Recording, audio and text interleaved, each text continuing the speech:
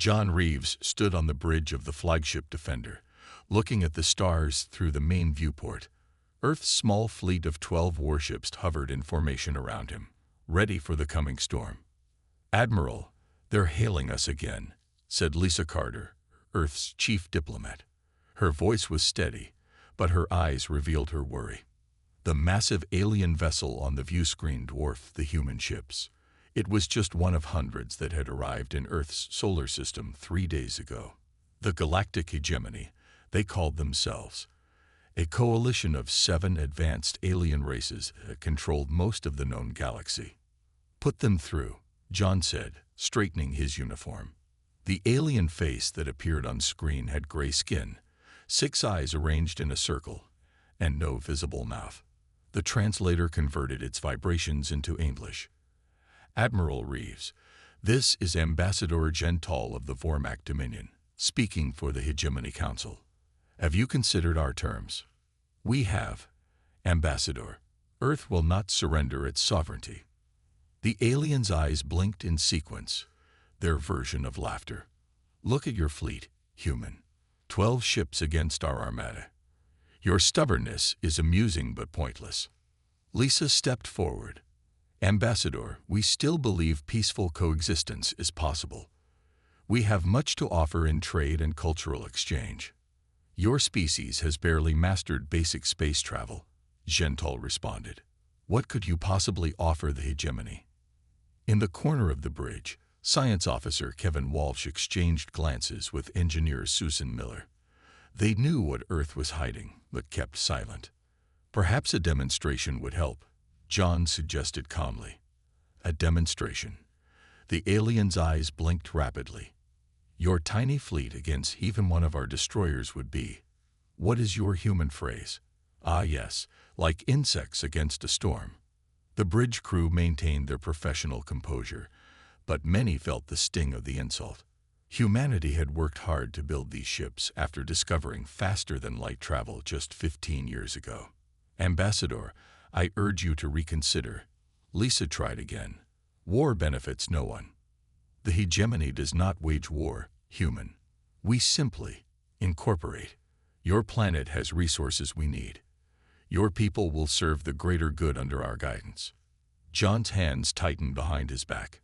"And if we refuse, then your fleet will be destroyed and your planet's defenses overwhelmed. We've studied your weapons capabilities. You cannot win." The alien didn't know that Earth's satellites had been scanning their ships, collecting valuable data. They didn't know about Project Hydra, hidden in the asteroid belt. They saw only 12 ships and assumed that was all humanity had to offer. "You have 1 Earth day to prepare for incorporation," Gentall concluded. "Any resistance will be met with force." The transmission ended, and the bridge was quiet for a moment. "They're still scanning us," Kevin reported from his station. "Standard energy readings only. They haven't detected the ghost drive signatures." John nodded. "Good. Let them think these 12 ships are all we have." Lisa approached him, speaking quietly. "John, are we really ready for this? The hegemony has conquered 17 solar systems in the last century."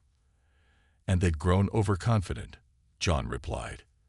"They expect us to fight like they do, with massive battleships and direct confrontation."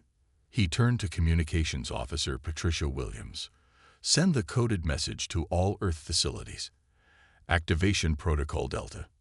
"Yes, Admiral," she replied, fingers moving across her console. Frank Howard, captain of the scout ship Venture, appeared on a secondary screen. "Admiral, my team has mapped their formation. They're positioning for a standard sweep and clear maneuver." "Just as we predicted," John said with a grim smile. "They have no idea what's coming." Beneath the asteroid belt, in the hidden shipyards of Ceres, thousands of sleek drones began powering up. On Mars, the underground factories increased production. In Earth's oceans, submarine bases prepared specialized weapons that the hegemony scans couldn't detect. The Vormac ambassador had mocked Earth's tiny fleet. Soon, he would understand his mistake. Kevin Walsh walked down the corridor of the secret underground facility on Moonbase Alpha, his footsteps echoing on the metal floor. 3 days before the hegemony arrived, he had been just another scientist working on propulsion systems. Now he held humanity's future in his hands.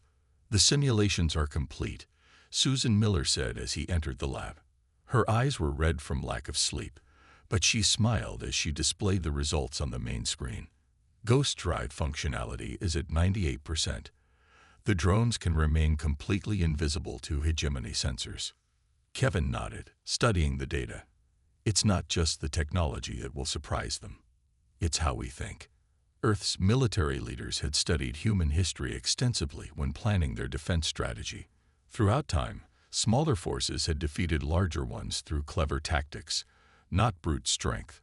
The Vietnamese against the Americans, the Afghans against the Soviets, guerrilla fighters against empires. "Admiral Reeves wants an update," Susan said, handing him a tablet. "The Hegemony Council is meeting now to plan their attack." On the other side of the solar system, Frank Howard's stealth ship drifted silently among the hegemony fleet. His vessel was tiny, barely larger than a shuttle, but carried advanced sensor equipment and was coated with materials that absorbed scanning waves rather than reflecting them. "Recording their tactical communication now," whispered his first officer, Olivia Martinez. "Their encryption is complex, but our AI is breaking it down."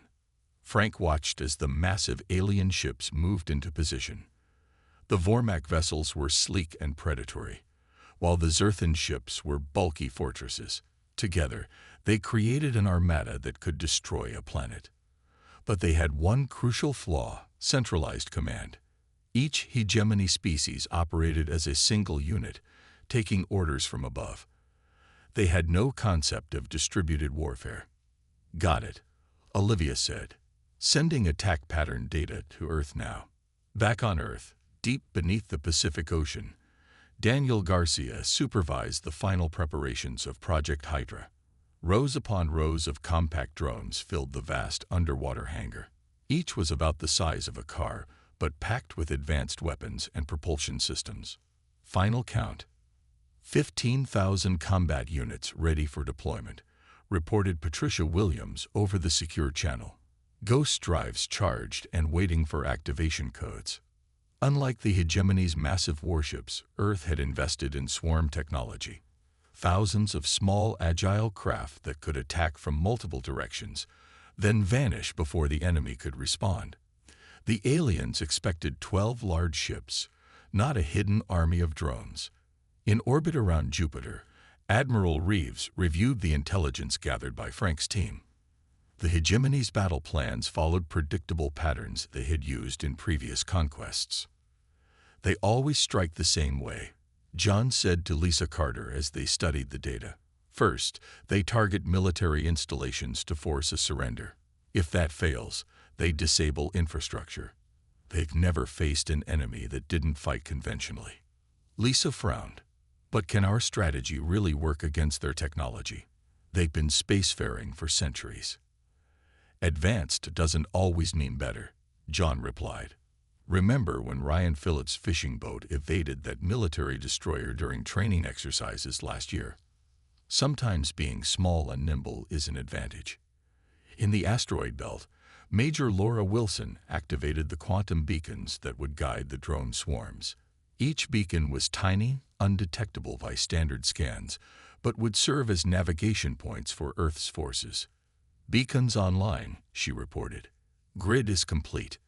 As Earth's day of decision approached, the 12 visible warships maintained their position. To the hegemony, they looked like Earth's final feudal defense. They didn't realize these ships were merely the bait, command vessels for the real fleet hiding throughout the solar system. The aliens had mocked humanity's tiny fleet, not understanding that Earth never intended to match their size. Instead, humans would fight as they always had when outnumbered, with ingenuity, deception, and the willingness to break every rule of conventional warfare. The attack began precisely as Earth's dawn broke over the Atlantic. The hegemony ships descended in perfect formation, energy weapons charging as they approached the 12 human vessels. All ships maintained defensive positions, Admiral Reeves ordered from the Defender. His voice was calm despite the overwhelming odds facing them. Remember your training. Follow the plan. The first energy beams lanced out from the alien warships, brilliant purple streaks cutting through the blackness of space. 2 Earth vessels took direct hits, their shields flaring blue before failing. The Montana and the Eagle are reporting critical damage, Patricia announced, her fingers flying across her console. Casualty reports coming in. John's jaw tightened, but he kept his focus. Begin withdrawal sequence. All ships fall back to Mars defense line. On the alien command ship, Ambassador Gentall watched with his 6 eyes blinking in satisfaction as the human fleet scattered. As expected, he told the Vormak commander beside him, "Their primitive shields cannot withstand our weapons. Should we pursue immediately?" asked Commander Kruvox.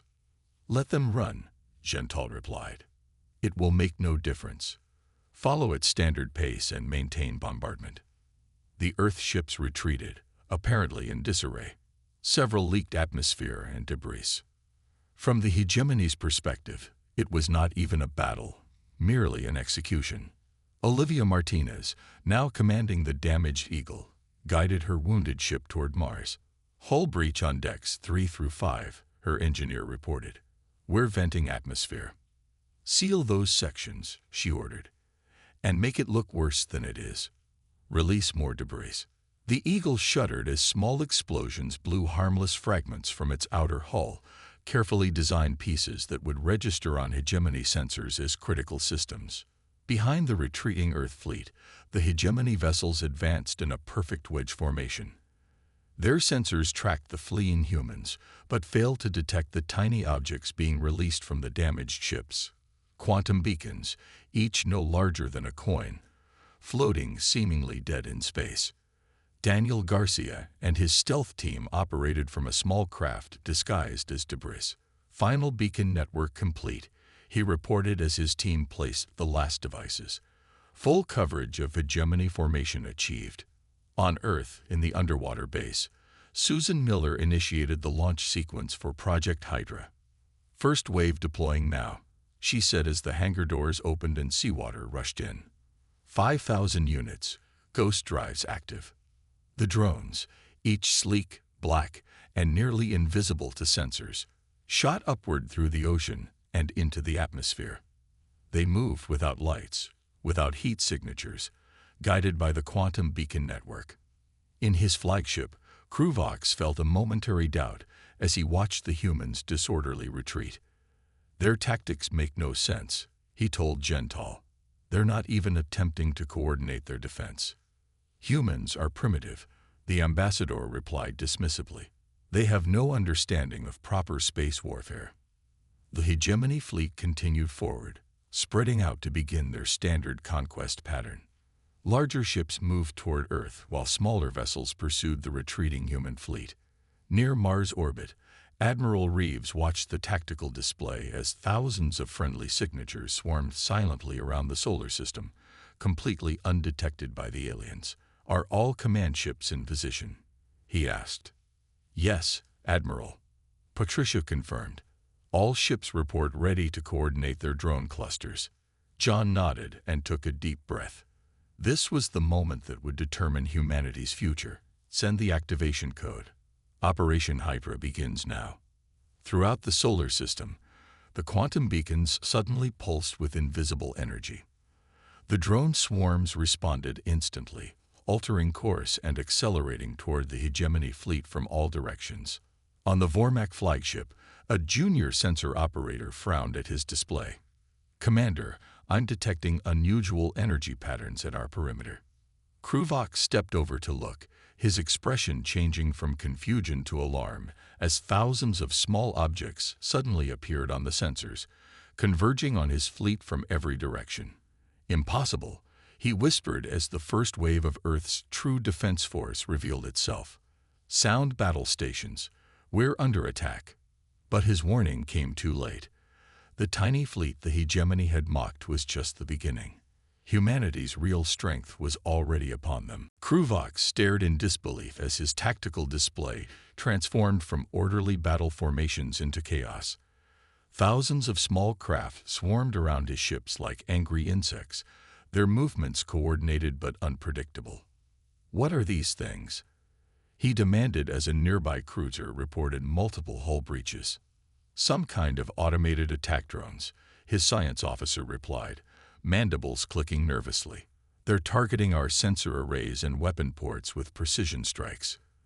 The hegemony ships fired their main cannons into the swarm, but hitting the small, fast-moving drones was nearly impossible. Their energy beams designed for large targets sliced through empty space as the drones nimbly dodged aside. From the command ship Defender near Mars, Patricia Williams coordinated the drone assault. Her fingers danced across 3 different control interfaces simultaneously, redirecting swarm clusters as needed. "Swarm Alpha has disabled weapons on the Vormak Dreadnought," she reported. "Swarm Delta is targeting their propulsion systems." Admiral Reeves nodded, watching the battle unfold. "The Zerthan ships are trying to form a defensive sphere. Redirect Swarm Beta to prevent them from consolidating." Unlike the hegemony's rigid command structure, Earth's battle network operated with distributed authority. Each human ship controlled its own drone clusters, adapting tactics instantly without waiting for orders from above. On the Eagle, Olivia Martinez watched her drone swarm tear through the shields of an alien destroyer. "Target their bridge and communication array," she ordered. "Cut them off from the fleet command." The drones responded instantly, concentrating fire on specific points until the destroyer's lights flickered and died. Cut off from its command ship, the alien vessel drifted helplessly. In the hegemony flagship, panic was spreading. "Our formation is breaking apart," a junior officer reported. "We cannot maintain battle coordination with so many communication systems down." Kruvox slammed his fist against the tactical display. "Impossible. These are not the same humans who retreated from us. Where did these weapons come from?" Ambassador Zental's 6 eyes blinked rapidly in distress. "You said their fleet was insignificant. 12 ships. Those weren't their fleet," Kruvox realized with growing horror. "They were just command vessels. Their real fleet was hidden." On Earth, Kevin Walsh monitored the battle from the control center. "The hegemony ships are attempting to adapt," he noted. "They're trying to adjust their shields to the drone attack patterns." Susan Miller nodded. "Just as we predicted. Activate Phase 2. The drones suddenly changed tactics. Instead of attacking individually, they began linking together in groups of 5, combining their smaller weapons into more powerful, synchronized assault configurations. Where the aliens adjusted shields in one area, the drones would quickly shift to attack elsewhere.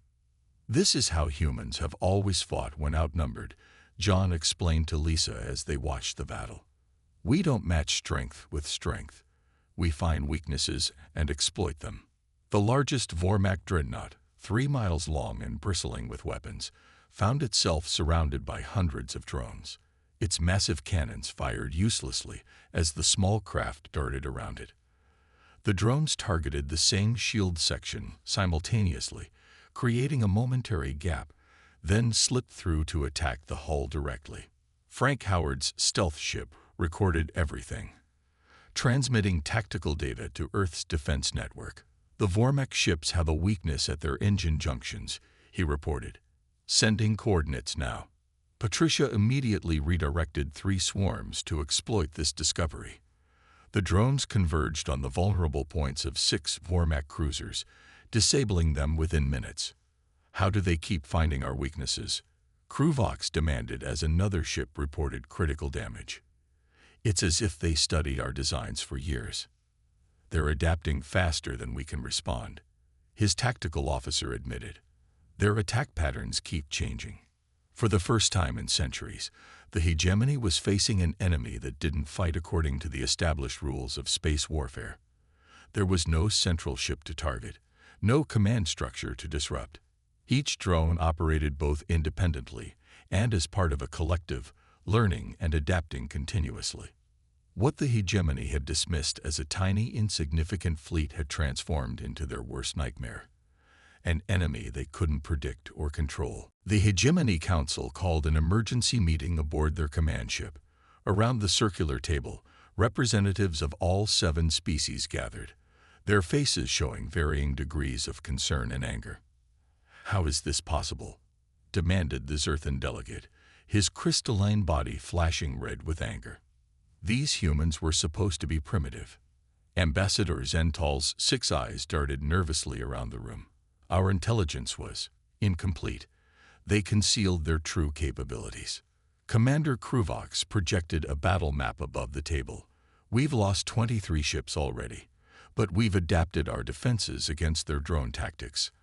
Our new shield modulation patterns are proving effective." Indeed, across the solar system, the Hegemony fleet had begun to counter Earth's swarm tactics.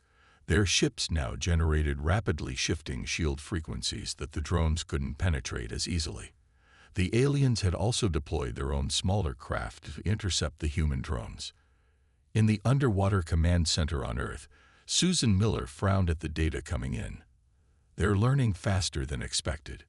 Drone casualties are up 40% in the last hour." Dr. Alan Foster, a quiet man who rarely spoke at meetings, stood up from his terminal. "It's time for Phase 3. On the Defender, Admiral Reeves received the coded message. "Begin quantum entanglement deployment," he ordered. "All ships prepare to coordinate targeting."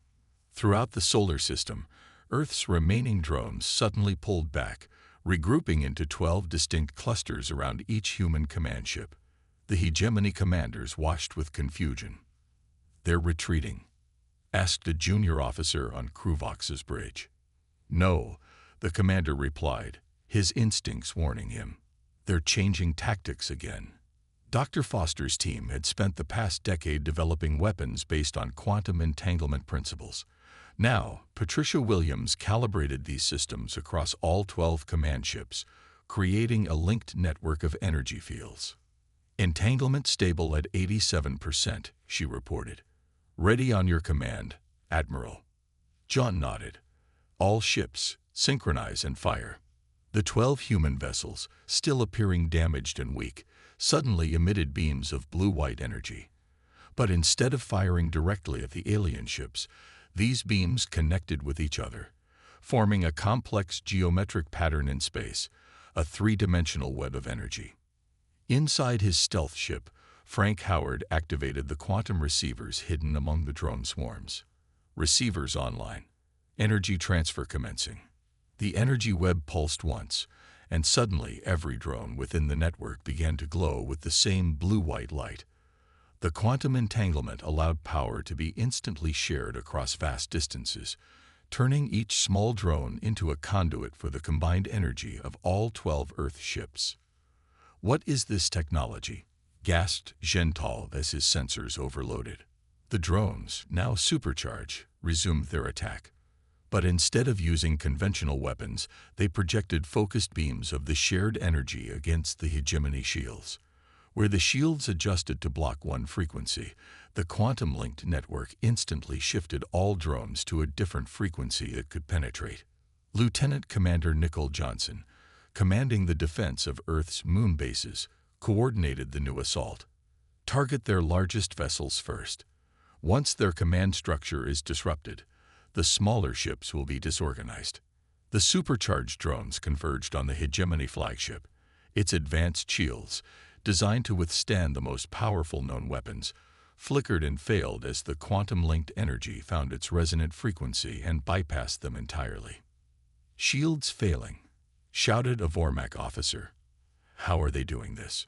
Kruvox watched in horror as the supposedly primitive humans demonstrated technology the Hegemony had never encountered before. "All ships, emergency retreat. Regroup at the system edge."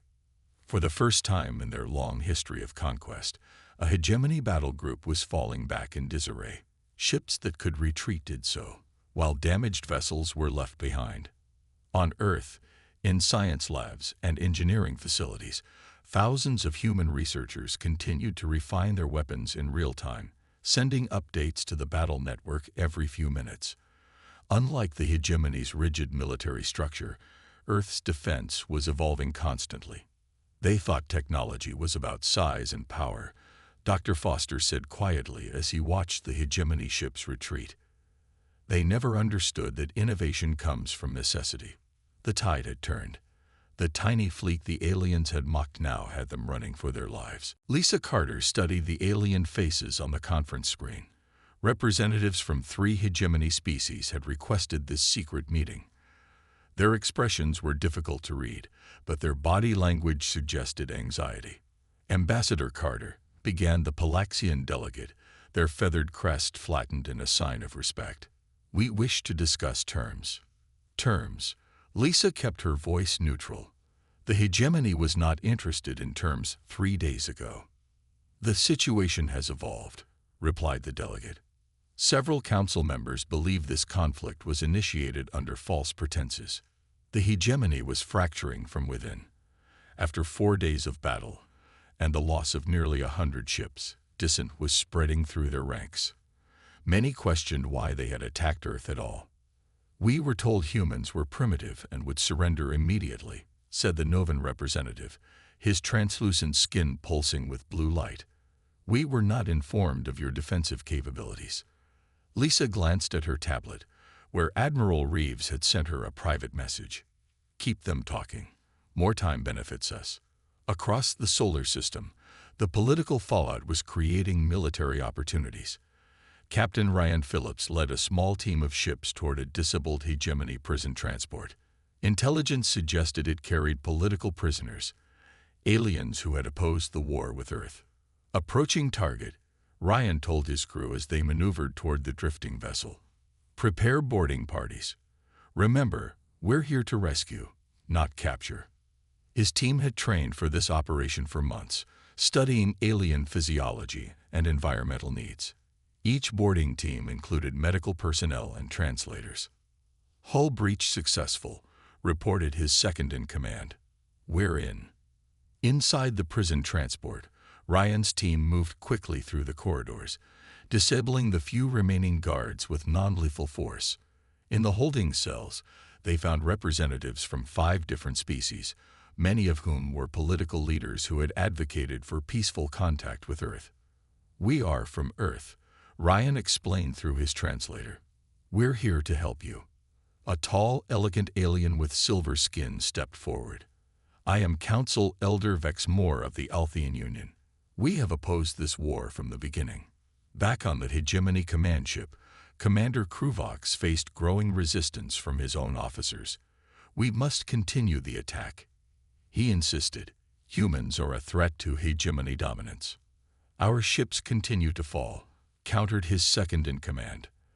Their technology adapts faster than we can counter it. They're just humans. Kruvox slammed his fist on the console. No, replied his officer quietly. They are humans, and we were wrong about them. On Earth, Major Laura Wilson's team monitored hegemony communications, injecting carefully crafted messages into their networks. Her psychological warfare campaign exploited the growing divisions among the alien coalition. Send Package Delta to the Zerthan fleet, she instructed her team. They're the most likely to break away first. Package Delta contained evidence that the Vormak leadership had hidden information about Earth's capabilities, deliberately sending Zerthan ships into the most dangerous combat zones while holding their own vessels in reserve. The message spread quickly through the Zerthan ranks. Within hours, their ships began pulling back from the conflict, claiming technical difficulties that prevented them from participating in further attacks. Ambassador Gental watched with dismay as his coalition unraveled. We cannot allow this defeat. The Vormak have never failed in conquest. But his words fell on increasingly unreceptive ears. 3 of the 7 hegemony species had already opened separate communication channels with Earth, seeking individual peace terms. On the diplomatic channel, Lisa Carter maintained a firm but open position. Earth will consider peace, but only with guarantees of our sovereignty and safety. We also require recognition of our technological rights and equal standing in any future galactic relations. The demands would have been laughable to the hegemony a week ago. Now, facing unprecedented military losses and political division, they were seriously considering them. Elder Vex Moore, now safely aboard Ryan's ship, offered his knowledge of hegemony politics to help shape the negotiations. "The Vormak have dominated the Council for too long," he explained. "Many species have waited for an opportunity to challenge them. Earth had provided that opportunity. What began as a simple conquest had transformed into a revolution within the hegemony itself." Admiral Reeves watched these developments with cautious optimism. "Keep our defenses at full alert," he reminded his commanders. "This isn't over until formal agreements are signed." Dawn broke over Earth's North American continent as the remaining hegemony warships took position above the planet. But unlike their arrival 10 days earlier, they came not as conquerors but as supplicants. Their once mighty fleet, reduced to less than half its original size, hovered in formation alongside Earth's 12 command ships. Admiral John Reeves stood on the bridge of the Defender, his uniform crisp despite the exhaustion of the past days. Around Earth, the drone swarms maintained defensive positions, their quantum weapons ready. "The hegemony delegation is requesting permission to board for the signing ceremony," Patricia reported. John nodded. "Grant permission.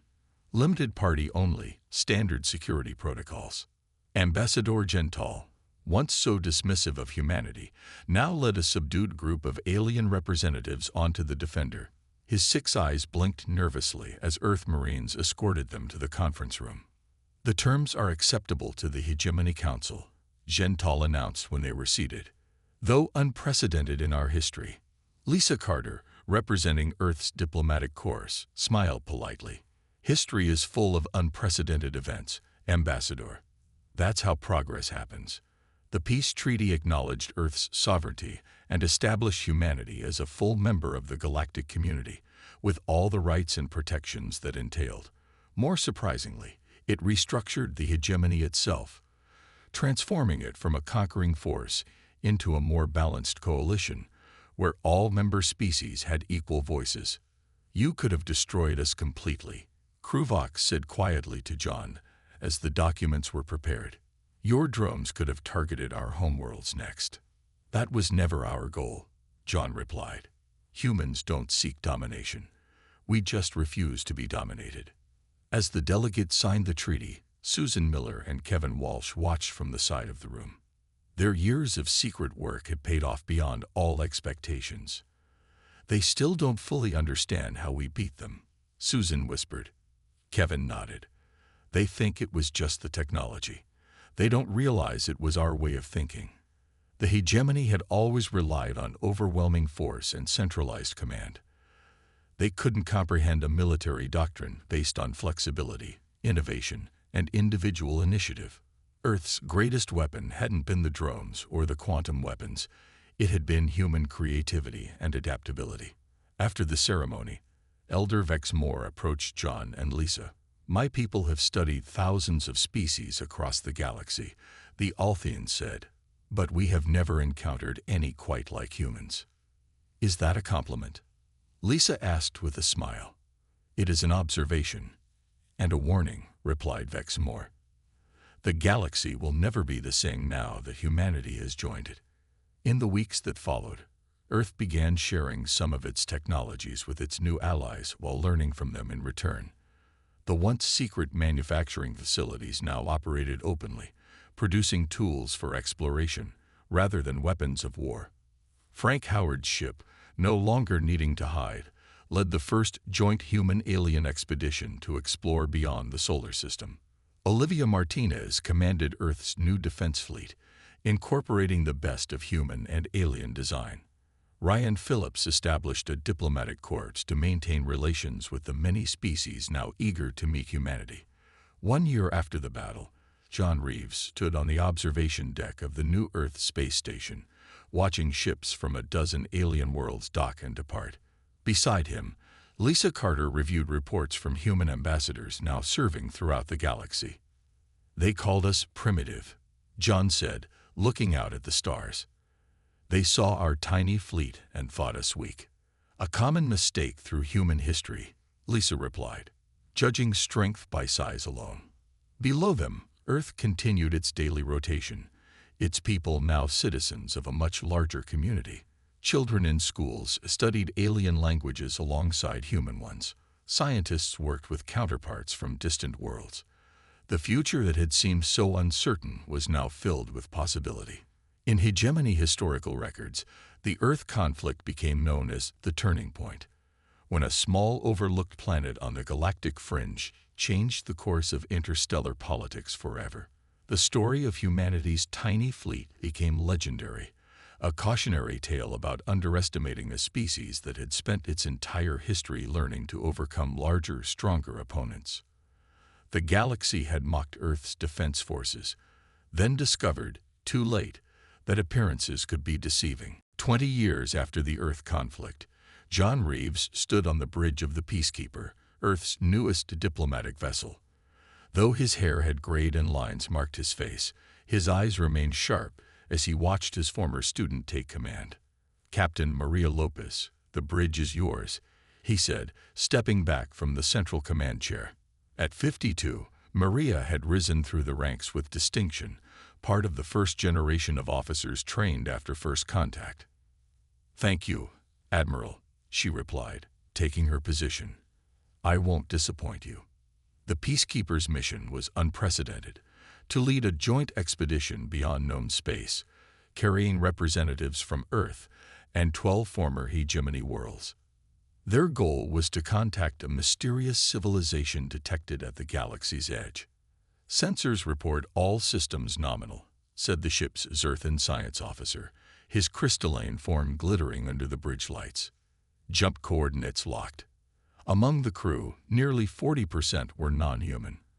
After 2 decades of cooperation, the integration of species once set on conquering Earth now seemed natural. "Remember what I taught you," John said quietly to Maria. "Technology isn't what makes humans special." She nodded. "It's our ability to adapt, to think differently than expected." In the decades since the conflict, humanity had shared its innovative approach with their new allies while learning from their advanced knowledge. The result was a scientific and cultural renaissance across hundreds of worlds. Admiral Reeves, called Lisa Carter, now Earth's senior ambassador. "The Council is requesting your presence at the ceremony." John followed her to the ship's Grand Assembly Hall. Representatives from 17 species filled the room, many wearing symbols that honored Earth's defense of its sovereignty. Elder Vex Moore, now the head of the Galactic Council that had replaced the hegemony, approached them. The Althean moved more slowly than before, age affecting his species as it did humans. 20 years ago, I warned you the galaxy would never be the same, Vex Moore said. I did not anticipate how right I would be. Before John could respond, a familiar figure joined them. Ambassador Gental, the Vormak who had once mocked Earth's tiny fleet. Though still serving his people, his position had changed dramatically. "Admiral," Gental acknowledged with a respectful gesture. "My grandchildren now study Earth history in their education pods. They find it difficult to believe we ever thought humans primitive." "Most mistakes are obvious in hindsight," John replied diplomatically. The ceremony began as the Peacekeeper prepared for its historic journey. On the main screen, Earth appeared, surrounded by the orbital habitats and shipyards that marked its emergence as a galactic power. Kevin Walsh and Susan Miller, now heading the Joint Technology Commission, presented the expedition's mission parameters. Their original ghost drive technology had evolved into something far more sophisticated through collaboration with alien scientists. The unknown zone contains evidence of a civilization that may predate all our recorded histories, Kevin explained to the assembled delegates. This mission represents our unified approach to new contact. After the presentations, John found himself alone with Lisa on the observation deck. Below them, Earth rotated peacefully. "Did you ever imagine this?" she asked. "That day when we faced the hegemony fleet, did you think we'd end up here?" John smiled. "I knew we would survive. The rest was beyond prediction." "They still tell the story throughout the galaxy," Lisa said. "How humanity's tiny fleet brought down an empire." "Not brought down," John corrected. transformed. That's the human way. We don't destroy what we can improve. As the peacekeeper prepared for departure, John thought about the real lesson of the Earth conflict. The hegemony had seen only what they expected to see, a small, vulnerable planet with limited defenses. They had failed to understand that throughout human history, innovation had always flourished under pressure. The ship's engines hummed as final preparations completed. Captain Lopez's voice came over the comm. All stations report ready. Beginning countdown for dimensional transition. John watched as stars streaked past the viewport. Humanity's journey had only just begun. The species once dismissed as primitive now led a unified expedition into the unknown, carrying with them the most powerful weapon in the galaxy, the ability to think differently when facing impossible odds. The tiny fleet that was mocked had become a legend, and the legend had become the foundation for a new age of exploration and cooperation across the stars.